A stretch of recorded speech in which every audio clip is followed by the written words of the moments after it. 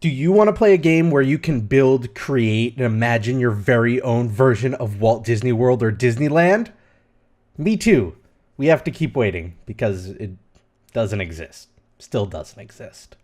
So this week, a new app came out for both iOS and Android called Disney Magic Kingdoms. It is a free-to-play game that sort of sells itself as a way for you to build your very own Disneyland. And I played it for a couple of days, and I just wanted to talk a little bit about it, maybe do like a miniature review. I think the best way to approach this is to talk about what it isn't first and foremost, and then go into what it is. And I think within about a minute, you're gonna probably know whether or not you're interested in this game. So first and foremost, it is not a theme park building game. It is not a theme park management game or simulator. It isn't a business sim. If you were thinking this might be Roller Coaster Tycoon, but with a Disney skin for mobile, think again, because it is very much not that at all. And take note, Disney, that would be a great idea, and you should totally make that. What this game is basically every single Gameloft free-to-play city building iPhone game you've ever played before, and it isn't much different. Now, I'd imagine for about 90% of you, that's all you needed to hear, and now you know whether or not you're interested in playing this game. For the rest of you, let's go into a little bit about what that means and why it's probably not worth your time. So like I said, you're not actually building a theme park, you're not actually managing it or dealing with any of the minutia of planning or running a theme park. What you're essentially doing is collecting things and waiting. It is a waiting game. The way the game works is you started off with Mickey Mouse and Goofy as two cool Disney characters, and you start plopping down rides and other buildings in your own little version of Disneyland. Now that sounds neat and everything, except there isn't much gameplay to it. Essentially what you're doing is you're plopping down these buildings using a currency called magic, and these buildings themselves every so often generate more magic, so it sort of has a return on your investment. These have, at the beginning, very reasonable countdown timers. I think the first one's like a minute and a half, a couple other ones are like 5 minutes. However, like all these other free-to-play games, that waiting time on everything you do in the game increases more and more and more. With about 45 minutes of playtime, I reached a point where all of the actions I was taking in the game, and it really is hard to call it a game, cost me about 2+ hours of time, meaning if I sent Woody on an adventure to go do some sort of quest, which just requires hitting a button, I then had to wait 2 hours for him to complete it, and then I would collect my reward, which would usually come in the form of a star and some magic.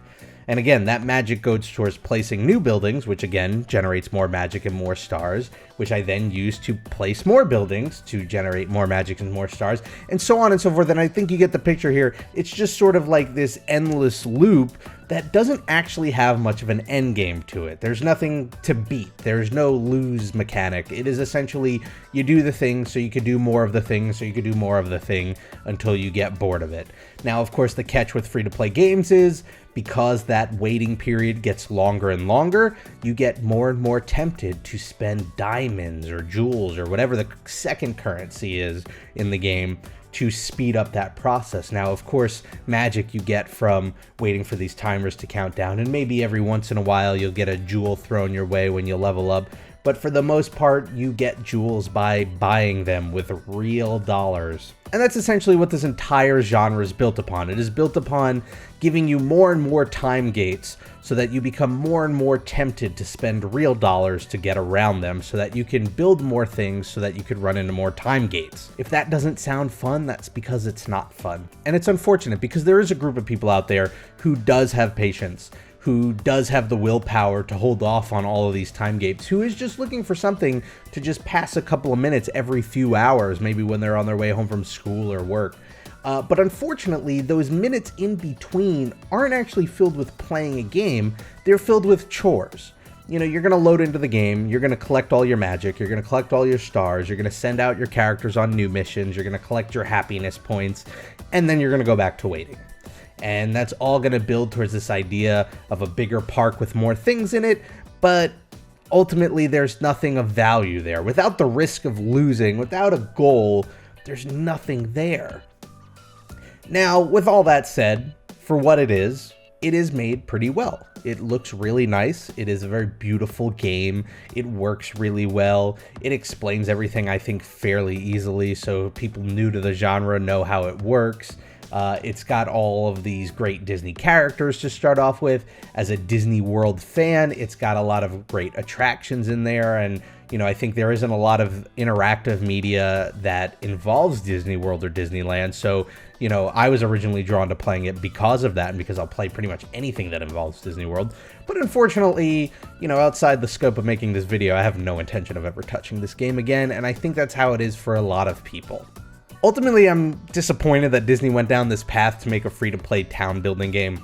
Not because I think that the genre is completely devoid of any value in terms of gaming, and that I think it's actually doesn't even deserve to be called a video game, but because I think the way it's presented to us, both by the way it looks and both by the way the media is sort of presenting it, makes it seem like something that I wish it was, and that I think a lot of people wish it is, but it isn't even close to being, which is like this dream of making your own theme park.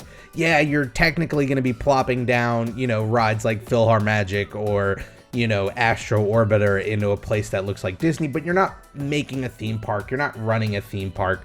I think most of us probably, I think it's safe to say, would love to see something like Roller Coaster Tycoon skinned with all Disney rides and art and music and stuff like that, and that's not what this is. Hopefully one day they think to make it, but until then, we're just gonna have to keep dreaming. I hope you enjoyed this video. Let me know what you think of the game, if you've played it or if you haven't. I mean, if you haven't, you can still give it a shot. It's free. Let me know in the comments below, or you can let me know on Twitter. I'm at RobPlays. If you want to see more Disney videos, you want to see more video game videos, all you have to do is hit that subscribe button. I want to thank you all for watching. Whatever you do this week, make the most of it, because it makes it that much better. And I hope to see you all next time for the next... this series doesn't have a name. I hope to see you next time for the next time Disney puts out a video game and I talk about it. Bye, everybody.